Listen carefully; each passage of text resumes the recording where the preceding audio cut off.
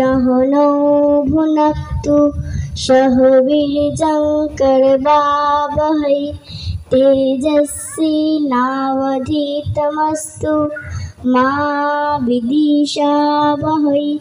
ओम शांति शांति शांति। धर्मस्य सर्वधर्मस्वरूपिणे अवतार वरिष्ठाय रामकृष्णाय ते नमो।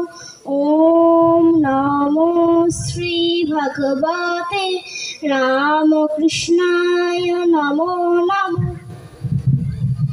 जननीं शारदां देवीं रामकृष्णं जगद्गुरुं पादपद्मे श्रिता प्रणमामि मुहुर्मुहुः। नमो श्री ज्योतिराजाय विवेकानंद सूरये सच्चित सुख स्वरूपाय स्वामिने तापहारिणे।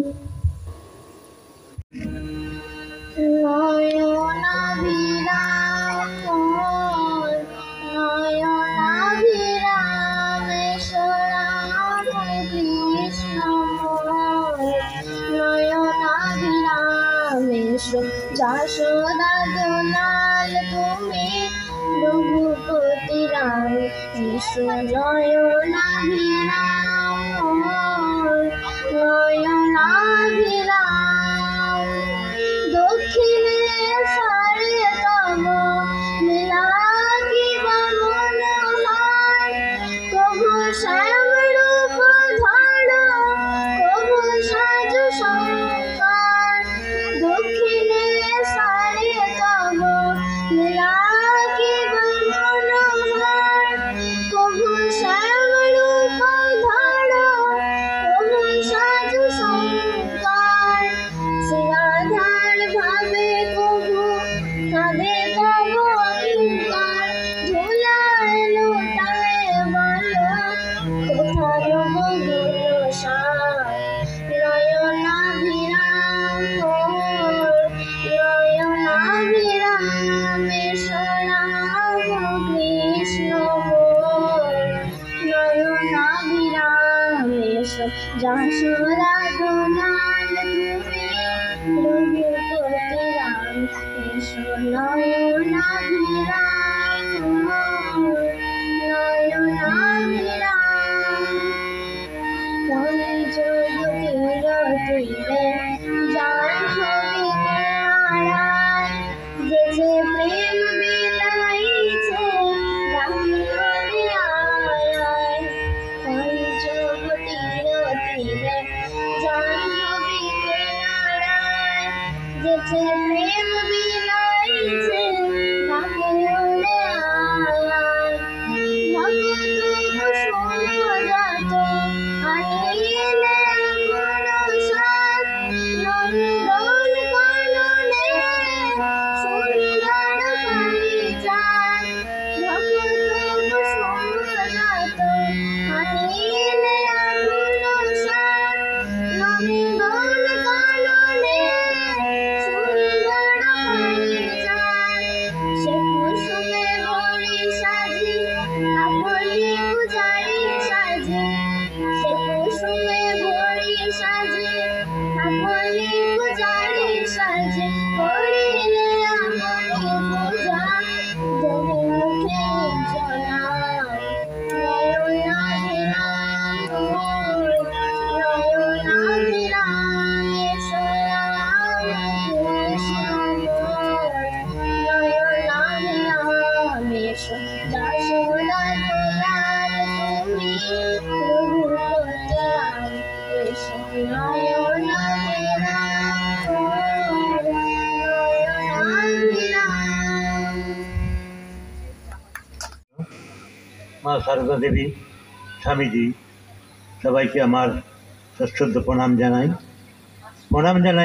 মঞ্চে উপবিষ্ট মহারাজকে প্রণাম জানাই, বিশিষ্ট অতিথিবৃন্দদের প্রণাম জানাই, মঞ্চের সামনে উপস্থিত সকল অভ্যাগতকে প্রণাম জানিয়ে আমি দু একটা কথা বলবো। আজকে আমাকে এই সমিতির পক্ষ থেকে আমন্ত্রণ জানানো হয়েছে।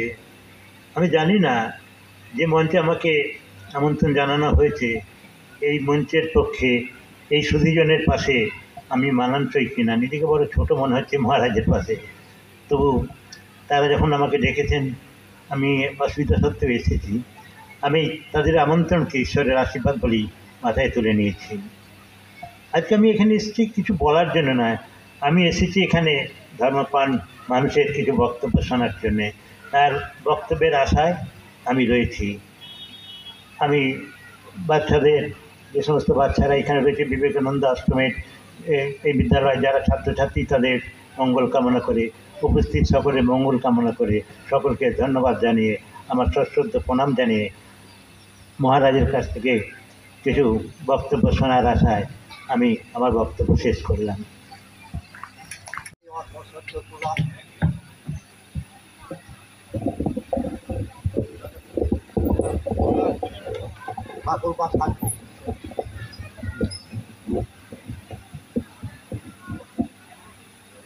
প্রথমেই ঠাকুর বা স্বামীজিকে আবার সশ্রদ্ধ প্রণাম জানাই।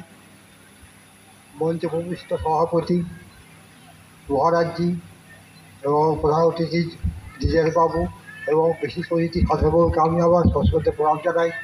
উপস্থিত ভক্তমণ্ডলীকেও আবার সশ্রদ্ধ প্রণাম এবং ভালোবাসা জানাই। আজকে যে এই যে অনুষ্ঠান হচ্ছে পাহাড়তলা অঞ্চল স্বামী বিবেকানন্দ সেবা আশ্রমের বার্ষিক একটা শারদ উৎসব, তাতে মঞ্চে আমাকে বিশেষ অতিথি করা হয়েছে। আমি তো অতিথি নয়, আমি তো এই সেবা প্রতিষ্ঠানের একজন সদস্য এবং কর্মী। যাই হোক, যে আমরা এই সেবা প্রতিষ্ঠানে অন্যান্য বছরের প্রত্যেক বছরই এইরকম অনুষ্ঠান করি। এই অনুষ্ঠানে অন্নদান, বস্ত্রদান, ঠাকুরমা স্বামীজি পূজা পাঠ হয় এবং বিবেকানন্দ শিক্ষা মন্দিরের ছাত্রছাত্রীরা বিভিন্ন সাংস্কৃতিক অনুষ্ঠান করে।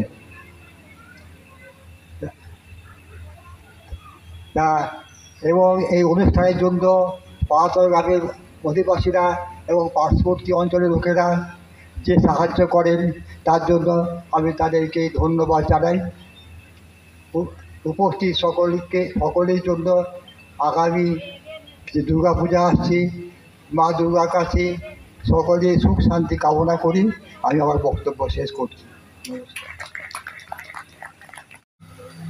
সে চরম পর্যায়ে যেতে হবে। চরম পর্যায়ে যেতে গেলে কিভাবে আমরা যাব? ভালোবাসা, আহ্বান করা, নিষ্ঠার সঙ্গে সেটা করা, সেটা কীভাবে করবো, কোথা থেকে শিখবো, কাকে দেখেছি সেইভাবে করতে? আমরা যারা ঠাকুর মা স্বামীজি, মানে শ্রী রামকৃষ্ণদেব, স্বামী বিবেকানন্দ, মা সারদা দেবী, এখানে এই মূর্তিই রয়েছে, রামকৃষ্ণ মিশনের এই মূর্তিই রয়েছে। আর আমরা এটা সম্বন্ধেই লেখাপড়া করছি আর এটা সম্বন্ধেই জানছি।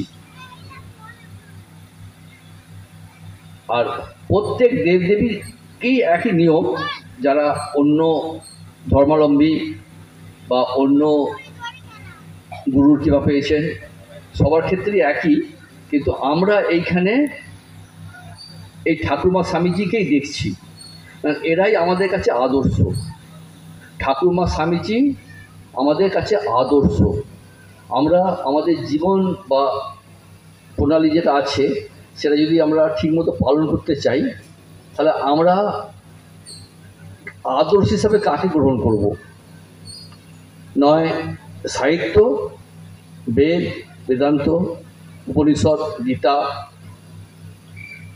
চণ্ডী, এখান থেকে আমরা অনুভব করব যে আমরা যে জীবনযাপন করছি সেই জীবনযাপনের সঙ্গে ওই গীতার কথার সঙ্গে আমাদের মিলছে কিনা। তাহলে আমরা বুঝতে পারবো আমাদের জীবন সঠিক পথে রয়েছে। তা সেই জন্য ঠাকুরমা স্বামীজি জীবন যদি আমরা আলোচনা করি, পর্যালোচনা করি, পড়ি, তাহলে আমরা দেখতে পাবো যে কিভাবে তারা জীবনযাপন করেছেন। সেটা দেখতে গেলে এই যে ধর্মসভা, পাঠচক্র, আলোচনা সভা, এইগুলোতে আমাদের অংশগ্রহণ করা দরকার। আর এইগুলো যদি আমরা একটা বাড়িতে সবাই অনুসরণ করি, কি বাবা মা, কি দাদু ঠাকুমা, কি ছেলে মেয়ে, নাতি নাতনি, সবাই যদি অনুশীলন করি, অনুশীলন এবং অনুসরণ যদি করতে পারি, তাহলে সেটা হবে পরিপূর্ণ, সঠিক। আর সেই সঠিক পালন করলেই আমাদের চরিত্র তৈরি হয়ে যাবে। আমরা এখন সবাই চিন্তিত যে বর্তমান যুব সমাজ বা আমার ছেলে বা আমার মেয়ে সঠিক মানুষ হচ্ছে কি না, বা ভবিষ্যৎ জীবনে আমাদেরকে দেখবে কি না, সামাজিক হবে কি না। সেইটা করতে গেলে আমাদেরকে বাড়িতেই অনুসরণ করতে হবে, প্রথমেই অনুসরণ করতে হবে ঠাকুরমা স্বামীজির জীবন চর্চা করতে হবে। আমাদের বাবা মাকে সেইটা যাবে, সেইটা সঞ্চারিত হবে সেই ছেলে মেয়ের মধ্যে। সেই ছেলে মেয়েরা যখন আশ্রমে আসবে বা পরবর্তীকালে কোনো কাজ করবে, তখন তার সে সঠিক পথে চলবে। এটাই আমাদের প্রত্যেকের দায়িত্ব, কর্তব্য। প্রত্যেককেই চর্চা করতে হবে, স্বাস্থ্য চর্চা করতে হবে, কিন্তু প্রত্যেকের স্বাস্থ্য চর্চা করার সুযোগ বা সময় আমাদের নেই। আমরা গৃহস্থ মানুষ, অনেক কাজে আমাদের থাকতে হয়। তা সেই জন্য যে পাঠচক্রগুলো রয়েছে, যে ধর্মসভাগুলো হয়, সেখানে শুনে আসতে হবে, শুনে এসে সেটা আমাদেরকে পালন করতে হবে। আমরা যদি ঠাকুরমা স্বামীজির জীবন পাঠ করি, তা দেখব যে কীভাবে ঠাকুরমা স্বামীজি তাদের জীবনযাপন করেছে, কীভাবে ভালোবেসেছে। যে ওং স্থাপকায় চ ধর্মস্য সর্বধর্ম স্বরূপিণে অবতার বরিষ্ঠায় রামকৃষ্ণায় তে নমঃ। ওং জননীং শারদাং দেবীং রামকৃষ্ণং জগদ্গুরুং পাদপদ্মে তয় সিত্বা প্রণমামি মুহুর্মুহু। ওং নমো শ্রীজ্যোতিরাজায় বিবেকানন্দ সুরয়ে সচ্চিৎসুখ স্বরূপায় স্বামিনে তাপহারিণে। ঠাকুরমা স্বামীজির শ্রীচরণে প্রণাম। মঞ্চে উপবিষ্ট আমাদের মাস্টারমশাই আছেন, ওনার কথা শুনলাম, ওনাকে আমার প্রণাম, নমস্কার। এবং আরও যে কমিটির দুজন মেম্বার আছেন, আজ বিশেষ অতিথি হয়েছেন, ওনাদেরকেও আমার আন্তরিক শুভেচ্ছা, ভালোবাসা এবং প্রণাম। সর্বোপরি আমাদের সামনে যে সমস্ত রামকৃষ্ণ ভক্তমণ্ডলী বসে রয়েছেন, তাদের মধ্যে অনেকে বয়স্ক আছেন, অনেকে ছোট আছেন, সবাইকে আমার যথাযোগ্য সম্ভাষণ, প্রণাম, নমস্কার জানিয়ে আমি এই পাড়াতল অঞ্চল স্বামী বিবেকানন্দ সেবাশ্রমের আমন্ত্রণে আজ এই মঞ্চে উপবিষ্ট হয়েছি। এটা 38তম শারদ উৎসব। দেখতে দেখতে অনেক বছর ধরে এরা পালন করে আসছে। আজকে মঞ্চে অনেক ভালো ভালো মহারাজের আসার কথা ছিল, তারা বিশেষ অনুষ্ঠান থাকার জন্য আসতে পারেনি। তা সেই জন্য আমার আসা কথাই ছিল, আমি এসেছি, ঠিক আছে। আরও মহারাজদের মঠ থেকে মহারাজ আসার কথা ছিল, তারা আসতে পারেনি, এরকম হয়। তা ঠিক আছে, আপনারা যারা এসেছেন তারা সকলেই পুণ্যবান। কেন আজ পাড়াতল অঞ্চল স্বামী বিবেকানন্দ সেবাশ্রম যে অনুষ্ঠান করেছে, সেই অনুষ্ঠানে আপনারা উপস্থিত হতে পেরেছেন। এটা ঠাকুরের বিশেষ কৃপা যে আজকে এই অনুষ্ঠানে আমন্ত্রণ পেয়ে আপনারা সব এসেছেন, এসে কিছু পুণ্য সঞ্চয় করছেন। এরকম আশ্রমে আসাটাই একটা সৌভাগ্যের লক্ষণ এবং বিশেষ পাওনার লক্ষণ। তারপরে যে সমস্ত বক্তব্য শুনবেন বা দেখবেন, সেগুলো তো আমাদের সমৃদ্ধ করবেই। তা আমি বিশেষ কিছু বলবো না, সকাল থেকেই অনুষ্ঠান হয়েছে, পুজো হয়েছে, সকালবেলায় প্রভাত ফেরি হয়েছে, অঙ্কন প্রতিযোগিতা হয়েছে, এখন নরনারায়ণ সেবা চলছে, তারপরে বস্ত্র বিতরণ আছে, পরবর্তীকালেও আমরা অনুষ্ঠান রয়েছে, বিকাল থেকে সন্ধ্যা পর্যন্ত সব রয়েছে। সব অনুষ্ঠানই সুষ্ঠুভাবে হোক, ঠাকুরের কাছে এই প্রার্থনা করি। কিন্তু আপনারা যে ধর্মকথা শুনতে এসেছেন সেটা তো একটু শুনতেই হবে এবং একটু গ্রহণও করতে হবে, এবং সেটা আপনাদের বাড়িতেও নিয়ে যাবেন পালন করার জন্য, সবটা এখানে রেখে যাবেন না। তা আমি যে কথাটা বলবো, আমাদের এই আশ্রম বেলুড় মঠ ভাব প্রচার পরিষদের সদস্য আশ্রম, মানে বেলুড় মঠের যে নিয়ম সেই নিয়মেই এই আশ্রম চলে। আমরাও সেই আশ্রমের একজন সদস্য। আশ্রম থেকে আমি থেকে অন্য পরবর্তী অনুষ্ঠানকে ডিস্টার্ব করে চলবে না, তা সেই জন্য বক্তব্য কম রাখলাম। তা আপনারা যে আশ্রমে এসেছেন এইভাবে আশ্রমে আসবেন, আর ঠাকুরমা স্বামীজি মন্দিরে বসে রয়েছেন, ওনাদেরকে বলবেন যে তোমরা কেমন আছো, যেমন মানুষের সঙ্গে গল্প করো সেরকম ঠাকুরমা স্বামীজির সঙ্গেও সেইভাবে বলবেন, আমাদেরকে আশীর্বাদ করো, আমরা অনেক ভুল কাজ করি, আমাদেরকে মেনে নাও। এইভাবে ঠাকুরের সঙ্গে এসে গল্প করবেন। আপনারা আসবেন, আজকে যেমন এসেছেন এরকম মাঝে মাঝে আসবেন। আপনাদেরকেও বলছি, মায়েদেরকে বলছি, আজকে আপনারা এসেছেন বিশেষ কারণে, আজকে বস্ত্র দান হবে সেই জন্য এসেছেন, কিন্তু আপনারা ঠাকুরের প্রিয় সন্তান, আপনারা যদি মাঝে মাঝে আসেন, ঠাকুর প্রণাম করেন, ঠাকুরকে যদি ভালোবেসে যান, তা সেটা আমাদের উপকার হবে, আমাদের জন্য আপনারা করবেন। এসে ঠাকুরকে বলবেন, ঠাকুর তুমি এখানে আছো তো, থাকো, তুমি থাকলে আমরাও আসবো, হ্যাঁ আমরাও আসবো। তাহলে কী হবে, ঠাকুর থাকবে, তাহলে আমরা এসে ঠাকুরকে পেয়ে যাব। সেই জন্য আপনারা সবাই যারা এসেছেন সবাই আসবেন মাঝে মাঝে, এরকম নয় যে বছরে একবার আসবেন, মাঝে মাঝে আসবেন, এসে একটু ঠাকুর প্রণাম করে গেলেন, বলে গেলেন, এটা খুব দরকার, ঠাকুর এটা চান। এই বলে আমি আমার বক্তব্য শেষ করছি। ঠাকুরমা স্বামীজিকে প্রণাম, আপনাদের সবাইকে আমার নমস্কার, প্রণাম, শ্রদ্ধা, ভক্তি। ঠাকুরের ভালোবাসা সম্বন্ধে যা আছে, ঠাকুর বলছে যে ঠাকুরের কাছে যারা গেছে ঠাকুর তাদের এমন ভালোবেসেছে, বাড়িতে যে বলছে যে আজকে ঠাকুর আমাদের এমন ভালোবেসেছে যে চিন্তার বাইরে। বাড়ির লোকেদের বলছে, বাবা মাকে বলছে যে ওই দক্ষিণেশ্বরের পাগলা বামুন বলছে হ্যাঁ, বলছে আমাদের থেকেও বেশি ভালোবেসেছে, বলছে হ্যাঁ, আমরা যে তো বাবা মারে, বলছে তোমাদের থেকেও বেশি ভালোবেসেছে। মায়ের ভালোবাসা যদি দেখেন তা সেও সেরকম। মায়ের বাড়ি জয়রামবাটি, মাটির উঠান, সেখানে খোলা কুচো রয়েছে, কাঠি রয়েছে, কাঁকড় রয়েছে। তা মা রাত্রিরে কুপি জেলে সেগুলোকে তুলছে যাতে তার সন্তানদের পায়ে আঘাত না লাগে। তা কি ভালোবাসা বলে এটাকে, বলুন? এরকম ভালোবাসা আমরা বাঁচতে পারি? আর স্বামীজি বলছে কি, যে আমার শক্তি তোমাদের মধ্যে কাজ করবে, তোমরা কাজ করো, আমার শক্তি তোমাদের মধ্যে কাজ করবে। তাহলে ঠাকুরমা স্বামীজির জীবনী আমরা চর্চা করব কেন? আমাদের জন্যই। আমরা যে চিন্তা করছি আমাদের ছেলে মেয়ে মানুষ হলো কিনা, মানুষ হবে কিনা, কোন পথে যাবে, তা সেই জন্য মঠ মিশন থেকে বলছে যারা রামকৃষ্ণ সংঘ যারা করবে তারা যেন সমাজে একটু আলাদা হয়। এই যে আপনারা আসছেন, পালন করছেন, তাহলে আপনারা আলাদা হবেন কিভাবে? এই যে ঠাকুরমা স্বামীজির জীবন চর্চা করে পালন করলেই আপনাদের মধ্যে একটা ভাব তৈরি হবে।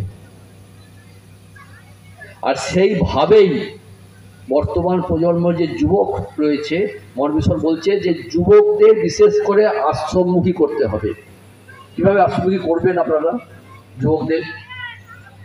যুবকদের গ্রহণ করতে হবে।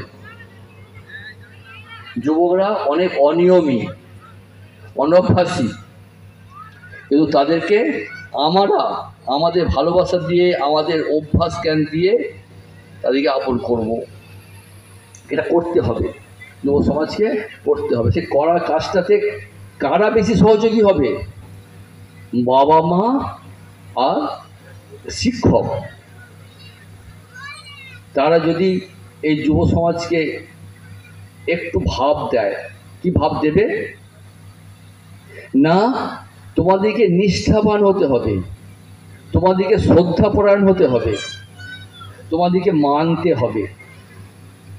তোমার যারা গুরুজন রয়েছে তাদেরকে মানতে হবে, এটাই ধর্ম, মানাটাই ধর্ম, মানতে হবে।